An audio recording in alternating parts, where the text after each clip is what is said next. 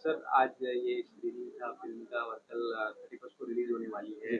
क्या कुछ कहना चाहेंगे फ़िल्म को लेकर कब प्लानिंग किया? कैसे ये संयोग बना? क्योंकि एक आध्यात्मिक फ़िल्म बनना संयोग से ही बनती है या परमात्मा की कृपा से बनती है? क्या कुछ कहना चाहेंगे? मुझे लगता है हाँ, वही संयोग ही है। जितने भी लोग फ़िल्म से जुड़े हैं, जो प्रोड्यूसर्स हैं फ़िल्म के, वो भी सभी जो है ना महाराज जी के बिलीवर्स थे हैं। अ, जिस रोल में शौभिनव आए हैं, उसके लिए बहुत ही एक पवित्रता की आवश्यकता थी। एक आदमी जो सात्विक लाइफ जी रहा हो, जो हनुमान जी में बिलीव करता हो, भक्ति करता हो, रखता हो, और महाराज जी में भी उसका बिलीव हो। ये बहुत इम्पोर्टेंट था। तो ये सारी चीज़ें जिस तरह से जुड़ी हैं, और कहीं न कहीं हमने भी कॉशियसली ये सारी चीज़ें की हैं। करते-करते वो डिविनिटी फ्लो करने लगी। फ़िल्म बनाने का आइडिया आइडिया नहीं था। एक कहानी जो मैं लेके घूम रहा था, मैं लोगों को बोलता था, "भाई कोई तो बनाए।" तो सब यही बोलते थे, "कोई स्टार चाहिए।" कौन स्टार? किस पे आप फ़िल्म बैंक कराओगे?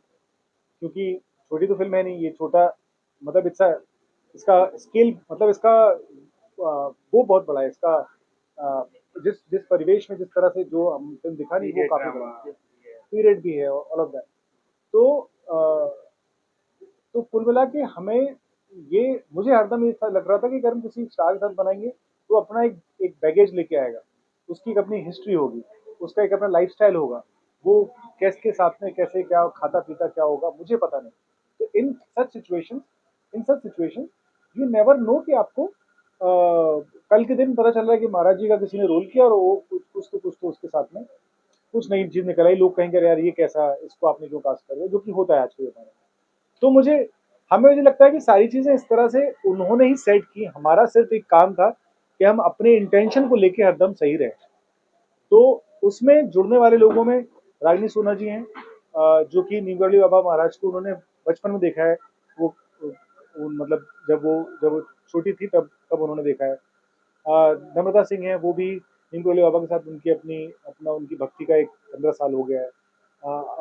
अनुप्रिया नागर काफ़ी यंग है, 21 ईयर ओल्ड है। उनका भी मतलब इस एज में उनका उस तरह का सनातन के साथ में जुड़ाव होना भी एक अपने आप में, ऐसे लोगों का जुड़ाव होता गया फिल्म में, और ऐसे संयोग बन गए। तो कहीं ना कहीं महाराज जी को मैं I will say the credit to Hanuman ji. As I say this film is not directed by me, as directed by Hanuman ji. I whatever I did is I get the feeling कि हाँ ये करना चाहिए, उन्हें करता जाता विशाल जी, जब आज ज़माना डिजिटल है और हम 5G का, 6G का, 7G का ज़माना चल रहा है और ऐसे टाइम में आप गाँव का बगीचा लेके आए हैं।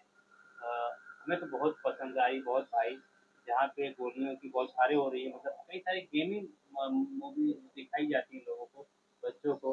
आप ऐसे टाइम पे इस तरह से भक्ति भाव से इस है। तरह एक भी बहुत थप्पड़ नहीं है फिल्म के अंदर, हाँ, थप्पड़ भी नहीं है।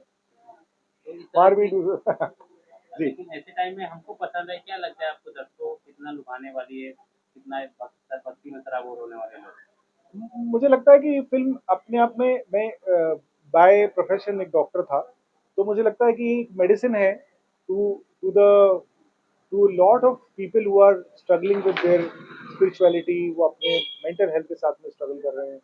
वो जीवन में क्या करना चाहिए, होप के लिए स्ट्रगल कर रहे हैं।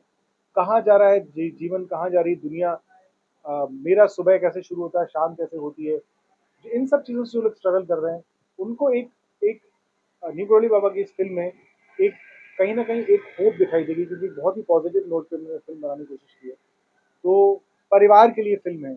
परिवार कितना इम्पोर्टेंट होता है समाज में, समाज को एक संत कैसे सुधार कर सकता है अपने लेवल पे, और करते भी हैं। ये सारी चीज़ों को मद्देनजर रखते हुए हमने फिल्म पे काम किया है। इसका इंटेंट यही है कि लोगों के लिए एक तरह की मेडिसिन साबित हो। जो लोग इस फिल्म को देखें, वो अपने भाव विवल हों, और उनके अंदर के इमोशंस बाहर निकले। आज इमोशन ही है, एक प्रेम ही है, एक इमोशन ही है, जो आप किसी दोस्त को मिलने जाते हो, किसी जगह पे स्थान पे जाते हो, कहीं आप बचपन के स्थान पे जाते हो, आप अपने घर वापस जाते हो, क्योंकि आपका परिवार होता है। आप कहीं भी होते हो तो इमोशन ही है।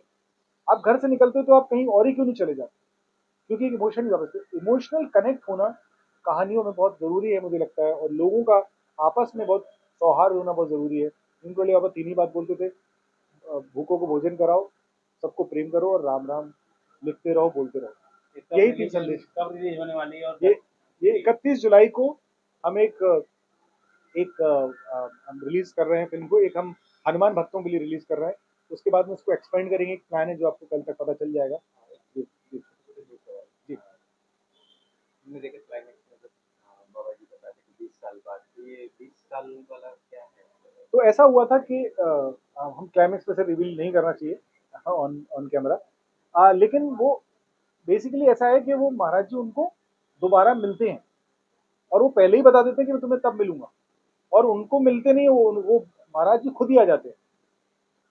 सो ये कहानी है, अगर आप जाएंगे थोड़ा सा पढ़ेंगे उनके बारे में, तो आपको बहुत सारी इस तरह की बहुत कमाल कमाल की चीजें मिलेंगी। लास्ट सवाल है, ये भारत संतों की भूमि है, ऋषि मुनियों की भूमि है, तपस्वियों की भूमि है। अभी की जस्ट लास्ट पिछले 5 से 7 सालों में जिस तरह से बालीपुरा महाराज बालाजी की कृपा से हाईलाइट हो रहे, तो उनको आप किस नजरिए से? मुझे लगता है कि हमारी संत परंपरा को का निर्वाह बहुत अच्छे तरीके से बागेश्वर सरकार जो है वो बहुत बहुत ही सुंदर तरीके से कर रहे हैं, और उनके ऊपर हनुमान जी की साक्षात हनुमान जी की कृपा है।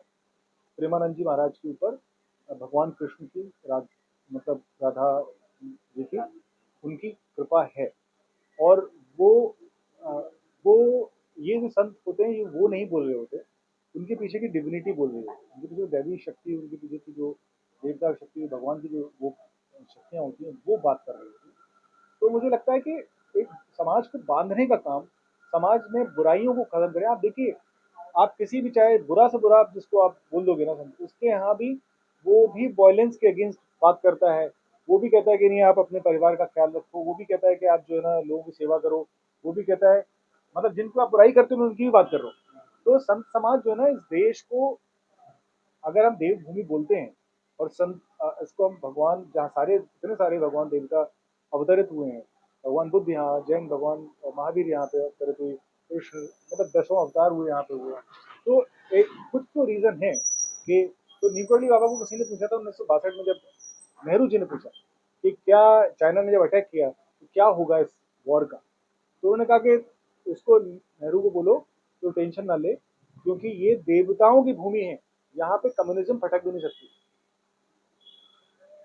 और वैसा ही हुआ कि they turn back and you know the rest is history. अच्छा, फिल्म रिलीज हो रही है 31 जुलाई जुलाई। को, तो जैसे बागेश्वर महाराज बालाजी के भी करोड़ों भक्त है, और निंदोली बाबा जी के भी करोड़ों भक्त है, उन भक्तों को क्या कहना चाहेंगे कि मैं कहता हूँ कि आप ये फिल्म जरूर देखें, और परिवार के साथ ना देखें, पूरे पूरे मोहल्ले के साथ मोहल्ले देखें। के? Thank you so much.